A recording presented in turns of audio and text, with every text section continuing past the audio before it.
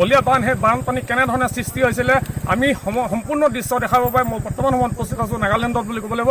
নাগালেণ্ডৰ পৰা মই যদি সহযোগী দেখাই যাকি চাওক এই কেনেকুৱা ধৰণৰ ভয়ংকৰ পৰিস্থিতি সৃষ্টি হৈছিলে যিহেতু লেণ্ডশ্লাইড হৈছিলে।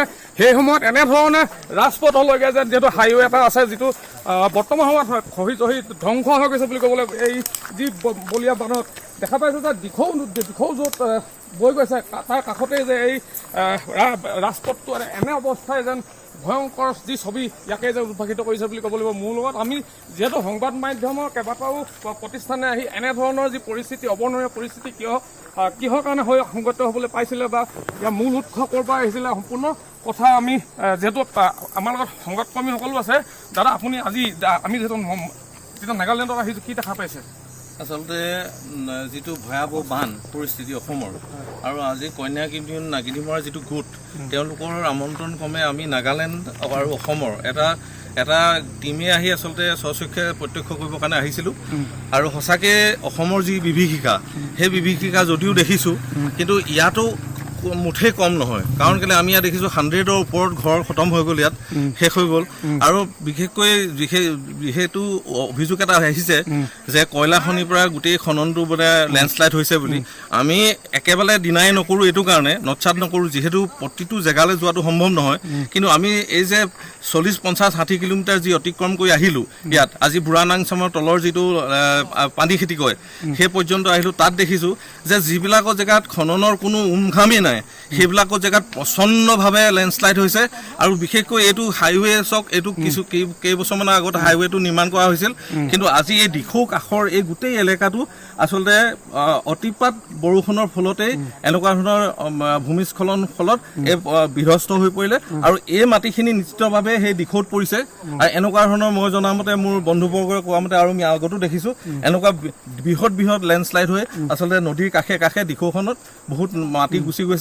আৰু তাৰ কাৰণে ভয়াৱহ ৰূপ হয়তো অসমত হৈছে আৰু সমান্তৰালভাৱে নাগালেণ্ডতো সেই পৰিৱেশ সৃষ্টি হৈছে। কাষে কাষে আপুনি অনুভৱ কৰিছে, দেখাব কেমেৰা পাৰ্চনে যে ইয়াত কি ভয়াৱহ পৰিস্থিতি, গোটেই গছ বন গোটেইবোৰ সামৰি সকলো লৈ গৈছে, মানুহৰ ঘৰ উটুৱাই লৈ গৈছে। ইয়াতো 100ৰ ওপৰত ঘৰ মানে ভাঙি শেষ কৰি দিছে।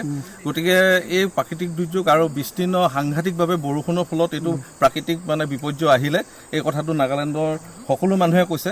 এইটো অকল মানে কিছু সংখ্যক মানুহে আমি টিভি চেনেলত দেখিছোঁ যে অকল কৈ আছে অকল কয়লা খনিৰ পৰা উৎপন্ন কয়লা খনি, কিন্তু আমি এইটো একেবাৰে মই এতিয়াও কৈছোঁ যে সম্পূৰ্ণ প্ৰতিটো জেগাত গৈ চোৱা নাই। কিন্তু আমি যি 50-60 কিলোমিটাৰ এতিয়া অতিক্ৰম কৰি আহি পিনে মানে এই দিখৌ কাষে কাষে যি আহিছোঁ ইয়াত কিন্তু আমি প্ৰত্যক্ষ কৰি এইটোৱে অনুভৱ কৰিছোঁ যে য'ত আনকি মানে কোনো উমঘামেই নাই কয়লা খনিৰ তাতো কিন্তু প্ৰচণ্ডভাৱে লেণ্ডশ্লাইড হৈছে।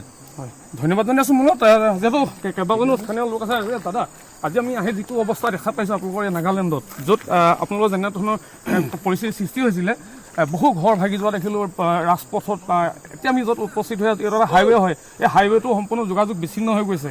এই কেনেকুৱা এটা পৰিস্থিতি আছিলে আপোনালোকৰ সেইদিনাখন যেতিয়া এনেধৰণৰ লেণ্ডশ্লাইড হৈছিলে, কেনেকুৱা কি ক'ব? এইটো 19 চলাই লগা পানী ফ্লাড হোৱা লগাতো একটা জায়গা পেয়া হোৱা নহয়, সব জায়গা পেয়া হৈ যাইছে। হ'লে কিছুমান নিউজতে কয় শুনি আছে কল মাইনিং খান প্ৰায় সব পেয়া কৰাৰ নিচিনা বি শুনিছে। হ'লে বি এইটো এতিয়া স্পট আপোনাৰ খান মিডিয়া টিম আহি কিনা লগ পাওঁ কাৰণে মই বি খুচি পাইছে। আৰু এতিয়া 19 এইটো পানী ফ্লাড হৈ কিনা তো এইটো একটা জায়গা একটা ডিষ্ট্ৰিক্ট লগা সমান বিয়া কৰা নহয়। মন ডিষ্ট্ৰিক্ট, টনচাং ডিষ্ট্ৰিক্ট, ইয়ংলেং ডিষ্ট্ৰিক্ট এতিয়া নতুন হাইৱে আছে। এইটো হাইৱে এতিয়া কেমেৰামেন পৰা দেখাই আছে, এতিয়া নদী ওচৰ আছে, কেনেকুৱা হাইৱেটো ভাঙাই দিছে। এইটো পাব্লিক আমাৰ খান অলপ বুজি ল'লে ভাল। এই হাইৱেটো ক'ত লাগিছে? এইটো হাইৱেটো আমগুৰিৰ পৰা আহি কিনে মন যাওঁ হাইৱে আছে। এতিয়াতো যাতায়াত সম্পূৰ্ণ বন্ধ হৈ আছে যিহেতু ৰাস্তা হৈ গ'ল। হয়, ৰাস্তাটো একটা জাগা নহয়, 3-4টা জাগা এনেকা বেয়া হৈ কিনে আছে। এতিয়া আমাৰ খান নুপুংজা জাগাৰে কিমান বেয়া হৈ কিনে আছে এইটোতো মই বি এইটোতো তীখা নাই।